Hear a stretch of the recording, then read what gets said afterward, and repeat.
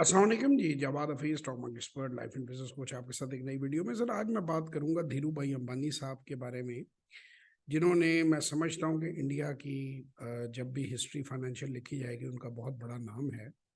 एक petrol pump पे ordinary तेल डालने वाला बंदा, और उसने इतनी बड़ी एम्पायर खड़ी की स्टॉक मार्केट की मदद से। उनकी लाइफ स्टोरी पे जो फिल्म बनी हुई है गुरु, उसमें उनका एक साला उनको कहता है कि आपके पास खुद भी इतने पैसे नहीं है, बैंक आपको लोन नहीं देगा, तो आप किस तरह बिजनेस खड़ा करेंगे। तो उन्होंने कहा, मैं पब्लिक लिमिटेड कंपनी बनाऊंगा, 10-10 रुपए के शेयर लोगों को दूंगा, 10 रुपए में फैक्ट्री के मालिक बनूं, और लोग भी कमाएंगे और मैं भी कमाऊंगा। और उन्होंने अपनी बात को साबित किया।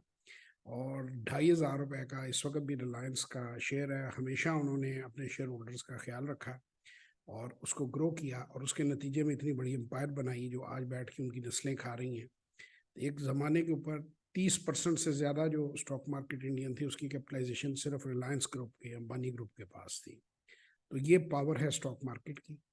ज़रूर कंपनियां लिस्ट कराएं। मेरा पाकिस्तान में लोगों को मशवरा है, जेम बोर्ड में सिर्फ 2.5 करोड़ से आप अपनी कंपनी लिस्ट करवा सकते हैं। मजीद मालूमात के लिए 03009466 और 033642423446 के ऊपर रब्ता करें। शुक्रिया।